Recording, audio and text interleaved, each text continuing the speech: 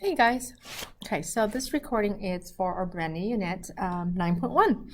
So the title of this is called Polar Coordinates. Okay, so up until today, many of you, I wouldn't say all of you, many of you have not seen this. Okay, we have always been graphing on these kind of coordinates, right? This is called Cartesian. Okay, in this book, they also call it rectangular. Rectangular is when we have x and y, okay? So the same thing as Cartesian.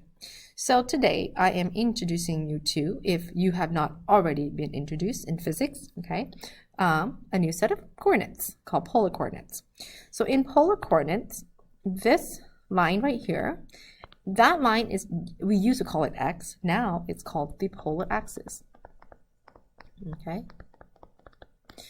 Then technically there's a dot at the center, okay? There's this huge dot at the center, or a small dot. Okay? A dot doesn't have size, by the way. A point does not have size, okay? There's a dot at the center called the pole, okay? So check this out. We are going to use angles to graph, okay? And just like any circle, this right here is pi over 2, aka 90 degrees, okay? This over here is going to be pi, okay? And this over here, again, is 3 pi over 2. So the radiance measurement of the circle has not changed. This right here is going to be pi over 6. Now, how do I know? Well, I'm taking the first quadrant, which is what, 90 degrees, right? And look, it's this particular graph is, or grid is divided or divisible by 3. So I know each one is about 30 degrees. So 30 degrees in radians is about pi over 6. So this is pi over 3. There is no mark for pi over 4. So you have to know that pi over 4 goes straight in the middle, okay? So if there are no marks for pi over 4, you make them, okay? So 3 pi over 4, okay? And then so on and so on. You get the message, right? So if you can see it, then mark them. So make sure you divide them up evenly, or try your best to. Just like when we were graphing Cartesian, we try to make the tick marks evenly. Okay, we don't go, okay, let me tell you what not to do. Okay, we don't go, 1 unit is right there, and then this, and then like this is 2 units, okay? That would not be okay. So make sure we make them evenly when possible, okay?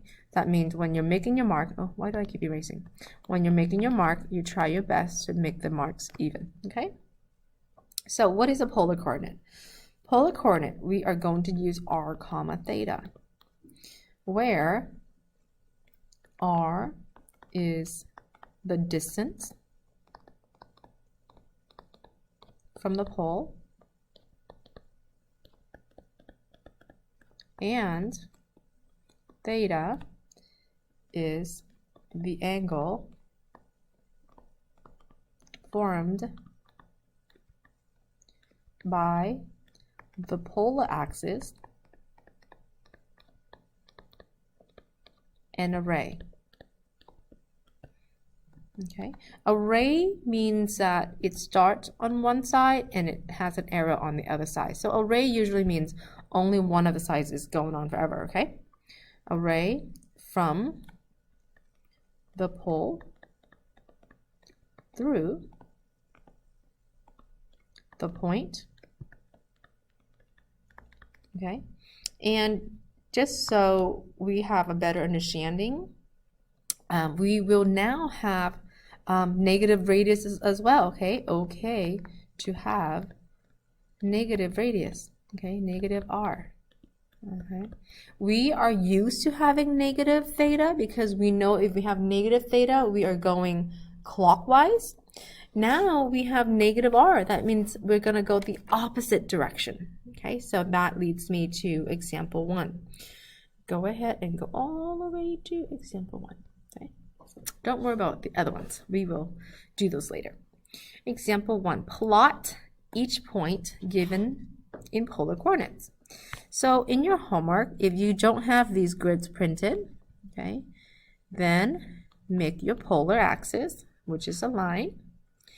You are giving 7 pi over 4, so you're going to need this arrow. It tells me you are about to go counterclockwise because it's a positive radian, 7 pi over 4. you will need a ray from the center to demonstrate where 7 pi over 4 ends. Okay. And then, because the radius is 5, you will count 5 tick marks. Okay, 1, 2, 3, 4, 5. And you make your dot right there. I already have these tiny circles in there, so technically I don't have to make my tick marks. But if you don't have them, then you have to make those tick marks. So that's what we need to graph out this pair, okay, this order pair. So what do I need? I need the polar axis drawn out. Okay, I need you to show me the angle, and the arrow, okay, means directional. Then you need to draw a ray. I'm repeating all of this, okay, where the angle is about to end is 7 pi over 4. Then you need to make your dots however many radius out that is. Okay, so all of those things are required. Okay, so let's move on to B. B, again, I'm going to draw my polar axis and the pole. Negative pi over 6, negative, I'm going this way. I will now draw my pi over 6, okay, because since it's negative, it's going to be clockwise. Now I need 3 units. I will not do tick marks because I already have mini circles, but I will go 3 circles out to demonstrate that is my radius. Okay. Next, I will have an angle at 0, which is right on the polar axis, aka it used to be on the x-axis. Well, I have a negative radius. Oh my, what does that really mean? Okay, a negative radius means you go the other side. Yes, you do. Okay, 1 and 2, and you make a dot. So you don't make the dot where the angle ends. You make the dot on completely the other side. So this point right here is negative 2, 0. Okay. Similarly to D, I have a negative radius again. Oh my. Okay, here's my polar axis. Pi over 3, it's all the way up here. Okay, now technically that's where my pi over 3 angle ends, okay? But I do not make my radius there. I draw another ray and I count 6 units out. So let's see, 1, 2, 3, 4, 5. Only 5 there, so make another one. So extend this, there you go. So that's my radius of 6. So notice again, I do not, I'm repeating, do not make the radius dot on the angle. You make it on the other side, okay? All right, guys, so example 2 says use the problems in example 1 and find other polar coordinates, which is always denoted as radius, comma, theta, which is an angle, of the point for which. So we got 1 eye, 2 eye, and 3 eyes, and these are different conditions for our example 2. Okay. Now, so 1 eye says all of the points in example 1. Now I want you to find a positive radius, and the angle is now restricted in between negative 2 pi and 0 inclusive at negative 2 pi. Now, as you know, example 1 had 4 parts, so why don't we make 4 little boxes? How about this? Separate these, okay? And because we have 4 parts in example 1, I want to have room for all 4, okay? So example 1, A, B, C, and D. Okay, let's go and find example 1A. 1A, the original was already a positive radius, so we got positive radius check, and the angle was positive 7 pi over 4. But the restriction, for example, 1i is now it wants us to change it to a negative radius. So all we do is, remember, we still have to end up at exactly the same spot, okay? So for us to end up at the same dot here, we just have to go counterclockwise. So that will still give us the positive radius of 5, but now we're gonna have a negative, so 5, negative pi over 4. This polar coordinate will still give us the same exact location. Okay, now let's go to B. In B, again, we already have a positive radius of 3, and we already have a negative angle. So we don't have to change anything on B. So we will keep it exactly the, was it a pi over 3 or pi over 6? Negative pi over 6. Maybe that would be helpful if I just write all of these down, huh? So I don't have to go up and down. That's what I'm going to do. So hold on tight. 5, 7 pi over 4, that was A. 5, 7 pi over 4. And B was negative, no, that was positive 3. B was positive 3, comma, negative pi over 6. And C was negative 2, comma, 0. And D, so this way I don't have to go up and down. D was negative 6, comma, pi over 3. All right, there you go. So now that we have those, let me get the green pen again. All right, let's move on to, okay. Now C was negative 2, so that was a negative radius. And remember, example 2(1i) wants us to have a positive radius and a negative angle. Now we do want to get to this dot over here. So for us to get a negative angle, we will go a negative pi. And all we have to do, if we go a negative pi already, then that is our negative angle. And if we do a positive 2 radius, then we don't have to go the other side.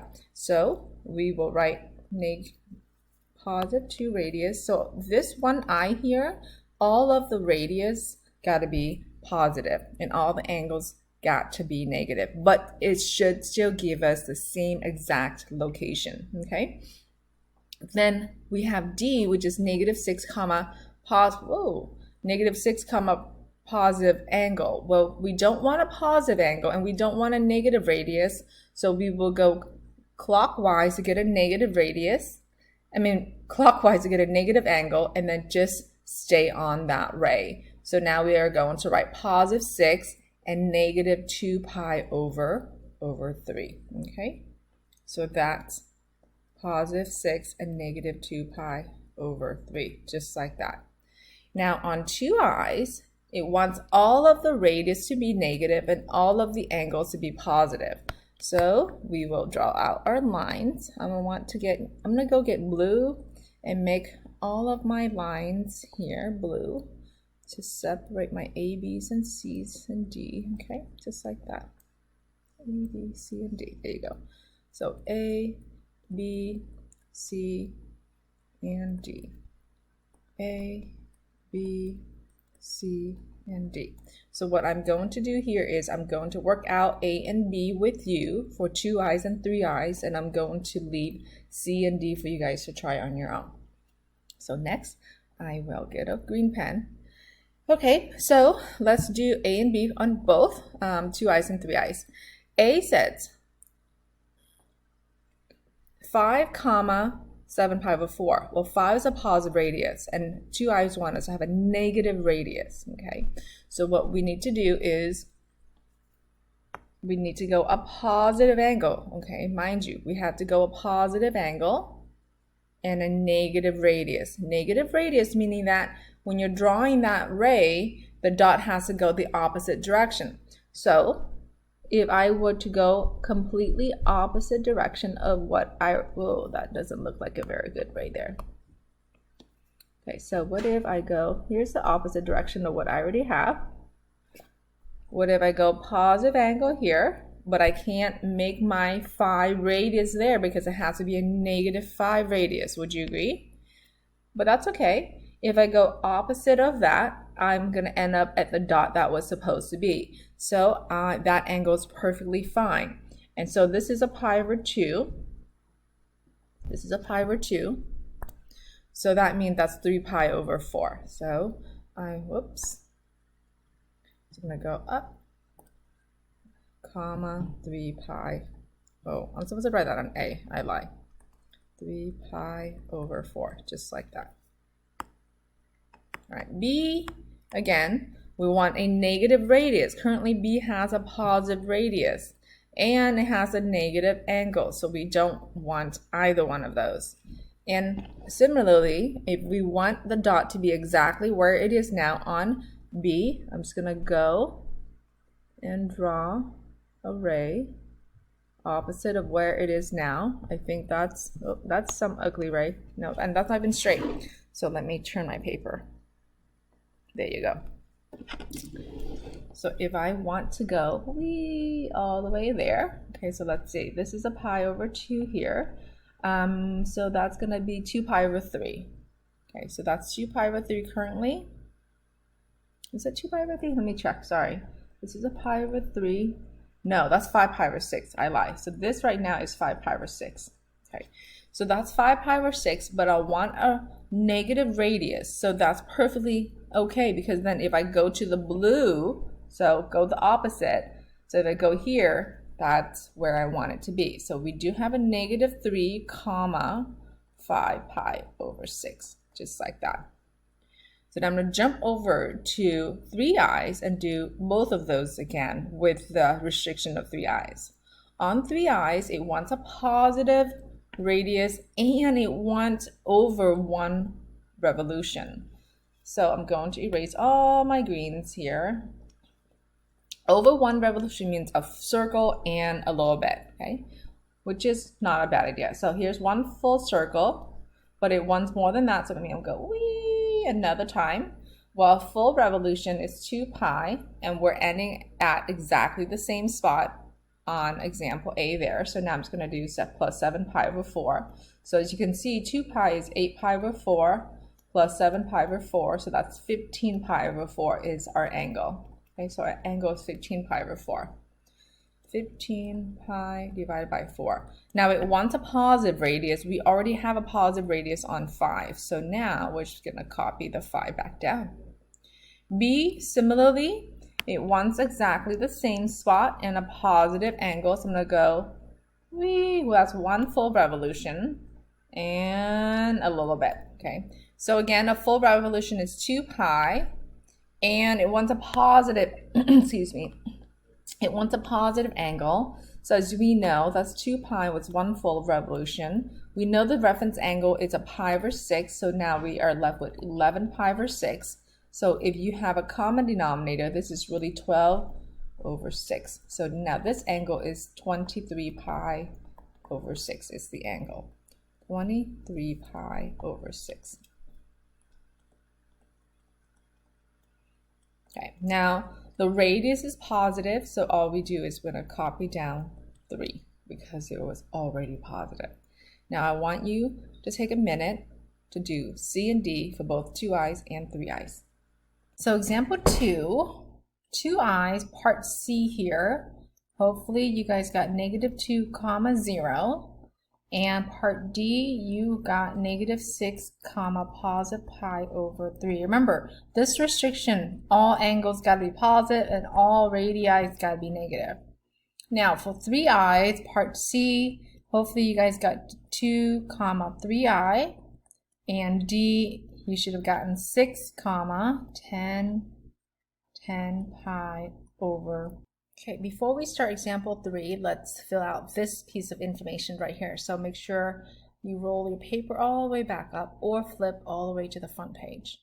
Conversion from polar coordinates to rectangular coordinates theorem.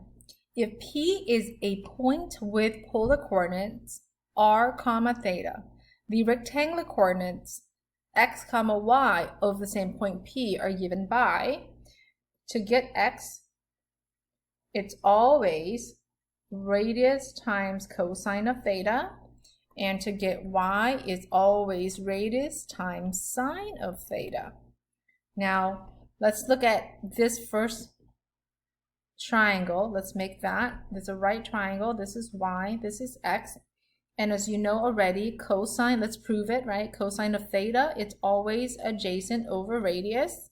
Well, in polar coordinates, it's always r equals. Wouldn't you agree? So if I were to multiply both sides by r, I would now have r times cosine of theta equals x.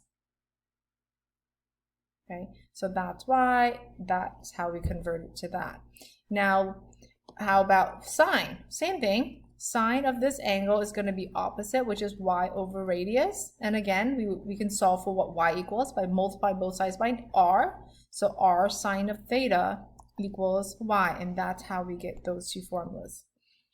Now with a circle, it's always x squared plus y squared equal radius square. So if we take the square roots from both sides, it's radius equals square root of x squared plus y squared. But remember, when you take a square root, you technically should have a positive or negative.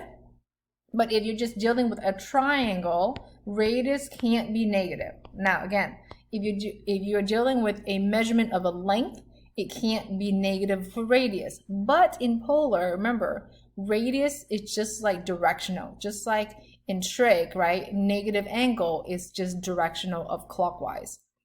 So tangent, from what we study in algebra 2 trig, it's always opposite over adjacent, or y over x.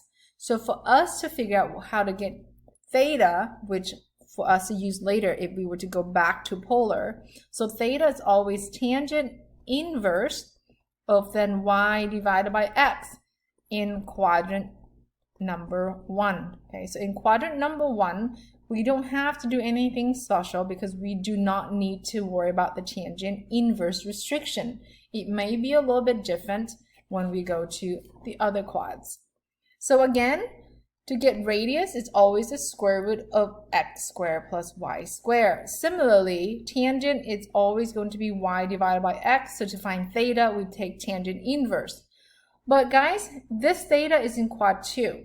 When you borrow tangent inverse to solve, right, it's limited to you to quad 1 and quad number 4. In quad 2, tangent inverse is negative. So we have to make sure that we bring it back to quad 2 accordingly. So when you borrow the calculator and you punch it in and it's negative, it said, oh, wait, you're in quad 4. But my answer is supposed to be in quad 2. So how do we get from quad 4 to quad 2? We add half of a circle, which is we add a pi. So we add pi if theta is in quad 2. Okay, if theta is in quad 2.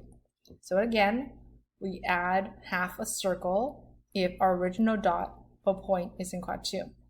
Similarly, what if the point is in quad 3? Well, when we borrow tangent inverse, right, to solve for it, it can only give us answer in quad 1 and 4. In quad 3, tangent again is positive, so we have to, when we borrow a calculator to solve it, it spits out an answer that's less than 90 degrees or less than pi over 2. But we have to make sure we put it back in quad 3 where the original, remember, the original dot was, so we go and add half of a circle, which is pi again. So we do this if the point or the angle, so we just use the point, is in quad 1, 2, 3, 3. All right, now we have one more. What if the point is in quadrant number 4? If it's in quadrant number 4, we don't really have to do anything special because tangent inverse will immediately spit out an answer in quad 4, so I don't have to worry. So this is going to be r squared, so square root of that is just be r. And so theta is going to be tangent inverse of y divided by x. And again, we do not need to do anything special because tangent inverse will immediately give you an answer in quadrant number 4. Okay? Now let's go and practice example 3. So in example 3, it says use the polar coordinate. You know what? This should have use the polar coordinates from example 1. Find the rectangular coordinates of each point. So I went ahead and copied down all of the polar coordinates from example 1 here. That way I don't have to go back and forth. And now I want to get a different pen, a blue pen. Okay, let's do it. Rectangular coordinate meaning that we're looking for x comma y. Okay, so earlier we just went over x is always cosine, r times cosine of theta. And so let's find x. Radius is 5, so that will be 5 times cosine. Angle is 7 pi over 4. X equals 5 times 7 pi over 4 is quad 4, so cosine is positive rad 2 over 2. So x is going to be 5 rad 2 divided by 2. We can do the same thing for y. The formula for y is y equals r times sine of theta. And again, r is 5. Theta is 7 pi over 4. 7 pi over 4 is going to be in quadrant number 4. Sine is a negative rad 2 over 2. So y comes out to be negative 5 rad 2 all over 2. And now I just have to put it together as an ordered pair because it's a set of points, a set of coordinates. So 5 rad 2 all over 2, comma, negative 5 rad 2 all over 2, and that's my final answer. Okay, I'm going to do, I will do, how about this? I will do C and D, and I'm going to leave B for you to try. Okay, so right now go ahead and hit pause, do B for me. Once you're done, unpause, and then listen to C. C, same thing. I'm going to do R cosine of theta. R happens to be a value of what? Negative 2. Cosine 0. Well, cosine 0 is going to be cosine 0 is 1. So guess what? You get a negative 2 back. And Y is R times sine of theta. Y is, radius again is negative 2, sine of 0, oops, 0, not theta. Well, sine of 0 is 0, so negative 2 times 0 is now 0. What? It's the same exact answer as polar and rectangular? Yes, it is, okay? Yes, it is. All right, now I'm going to go D because remember your job was to do B. So x equals R cosine of theta. R is negative 6 cosine of pi over 3. Then x equals negative 6 cosine of pi over 3 is going to be 1/2. So that will give me a negative 3. Y equals R sine of theta. R again is negative 6 sine of pi over 3. Then that will give me negative 6 times radical 3 divided by 3. This will give me, rad 3 over 2. And this will give me negative 3 rad 3. So put it together as an ordered pair, negative 3, comma, negative 3 rad 3. Box that up. So hopefully by now you should have an answer for B. Did you come up with 3 rad 3 all over 2, comma, negative 3 over 2? Okay. Hopefully you guys have a matching answer for B. If not, make sure you ask me to go over it in class for you. Example 4 says, the rectangular coordinates of a point were given. Find the polar coordinates of each. So now we're going to go backwards, right? So previous example wanted us to find the rectangular, given us the polar. Now we are given the rectangular, and our job is to find the polars. So here are the guidelines or the steps for converting from rectangular to polars. Step 1, always plot the point first. So we're going to cross this out because we did not, I copy and paste this from your book. So our example's a little bit out of order. Step number 2, if x equals to 0 or y equals to 0, use your illustration to find r comma theta. And again, cross that out. Okay. Step number 3, if x is not 0 and y is not 0, then use the radius formula, which is the square root of x squared plus y squared, to solve for it. Step number 4, to find theta, first determine the quadrant, just like earlier, for example 3, right? Different quadrants, you have to either add a pi, half a circle, or not. So theta is always tangent inverse of y divided by x, and we don't do anything if we are in quads 1 and 4 because tangent inverse is restricted in 1 and 4 naturally.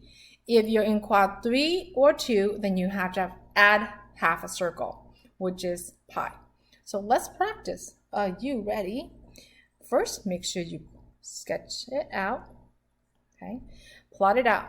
This is rectangular, so 0, 4, 0 is x, 1, 2, 3, 4. It's right there.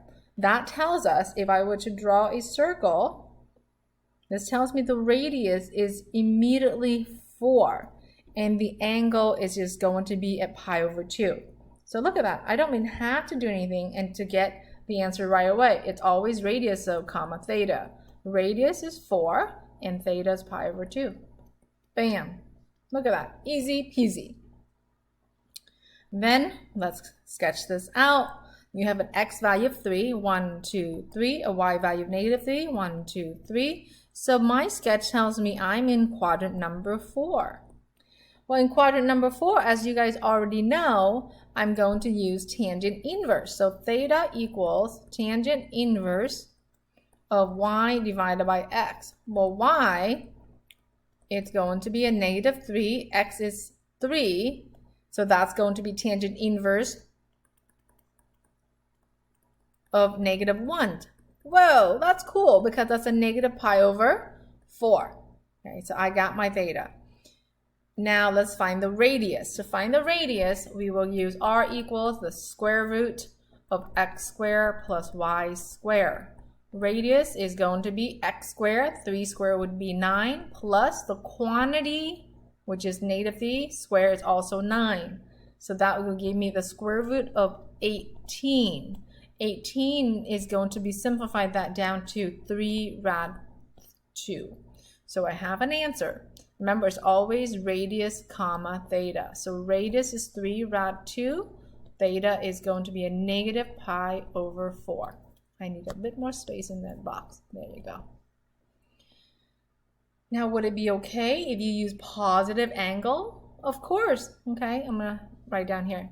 Or what if we write 3 rad 2 comma 7 pi over 4? Why not?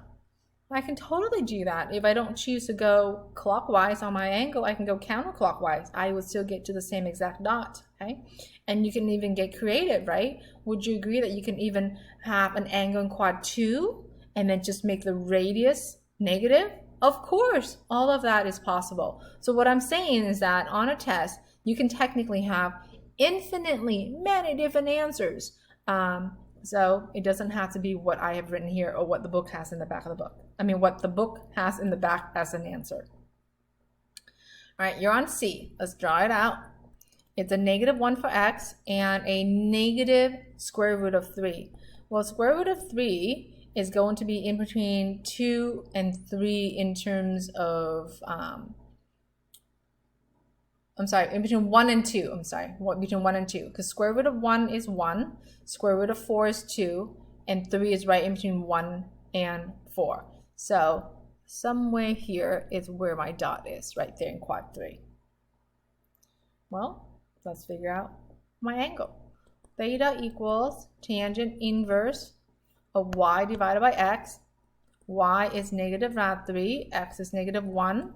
That's definitely a negative, and a negative is now positive, so that's why it's in quad 3.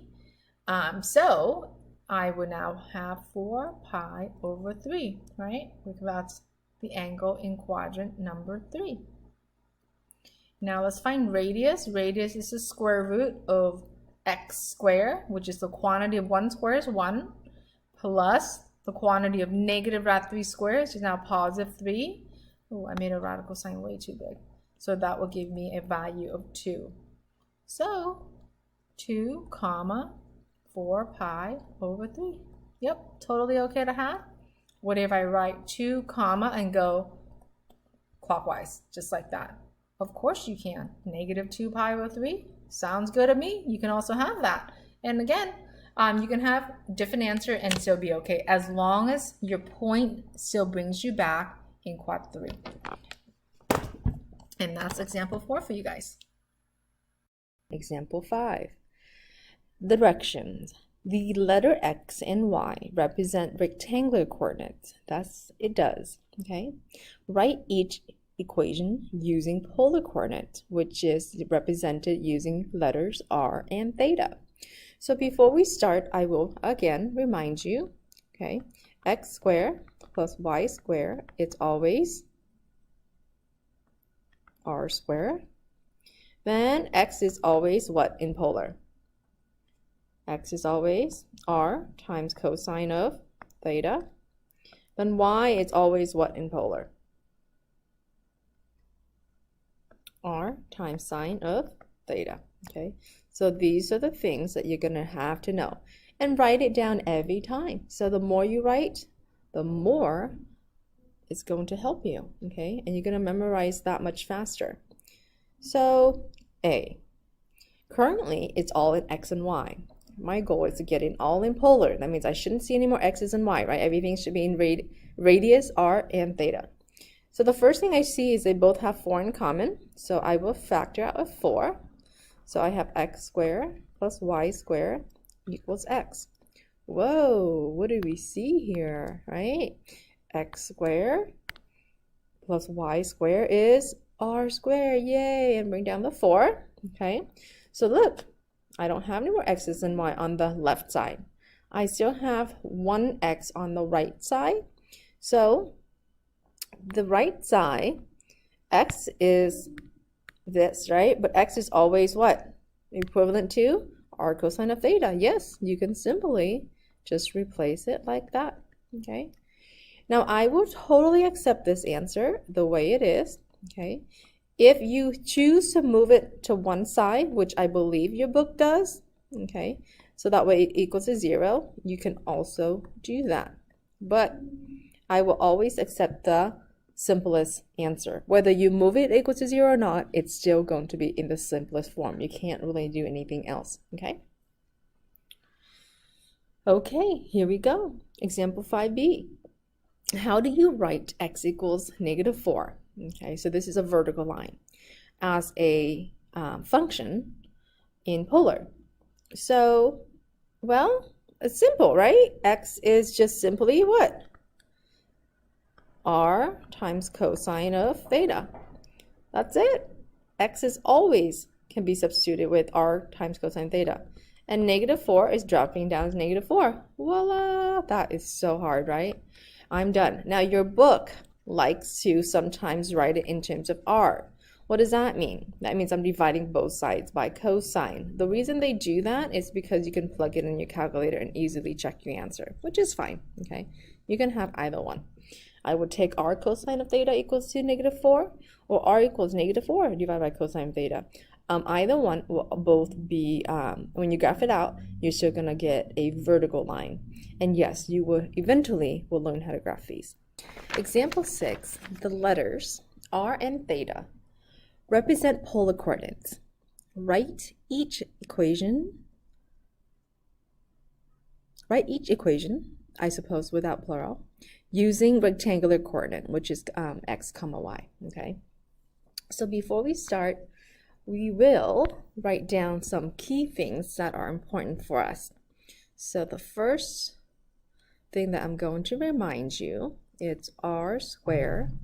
It's always x squared plus y squared, okay?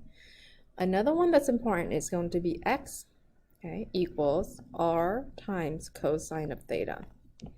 And another one that's going to be important is going to be y equals r times sine of theta. These three things are so important for converting polar to rectangular and vice versa. All right, so here we go. A, r equals to cosine of theta plus 1. Right now, I know what r cosine of theta is, okay? But in your problem, it just gave me cosine of theta. So what I'm going to do is I'm going to rewrite my equation, okay? And from here, I would like to multiply both sides. Yes, you can do that, okay? What you do one side, you want to do to the other.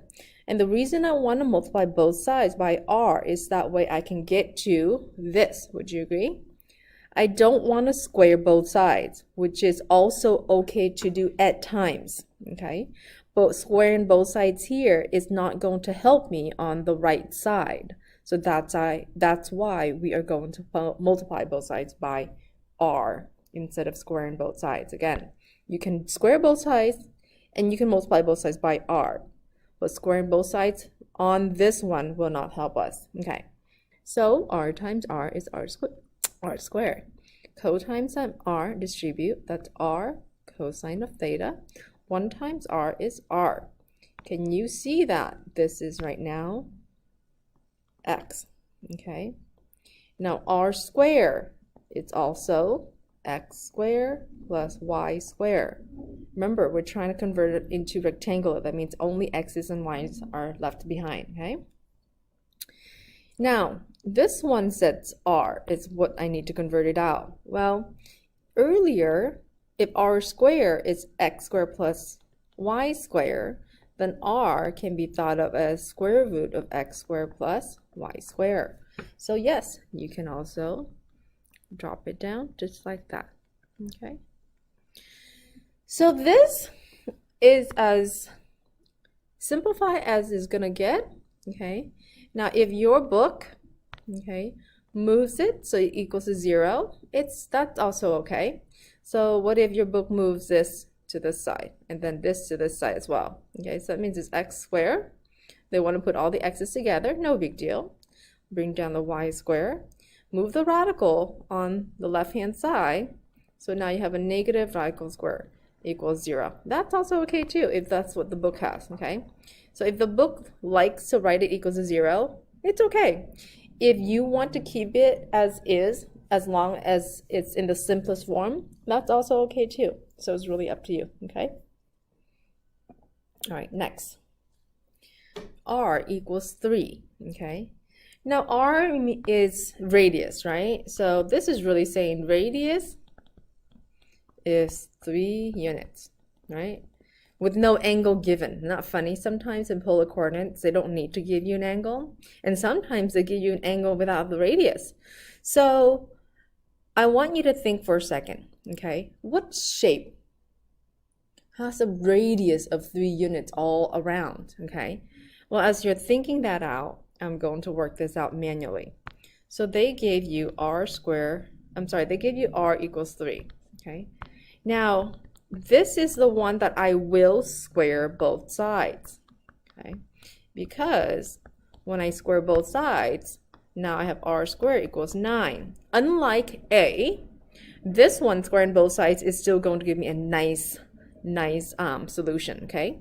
Well, r squared can be now substituted with x squared plus y squared. That still equals to 9. I am done. This is all in rectangular form, okay? Well, think about it. We studied this already, okay? This is a circle, you're right, with the radius of 3, okay? So this in rectangular will always be the same shape as polar, okay? So polar is usually more like graphing around, using angle and radius, but in rectangular we use x and y. Doesn't matter, sometimes we can still get the same shape. This is the end of example 6.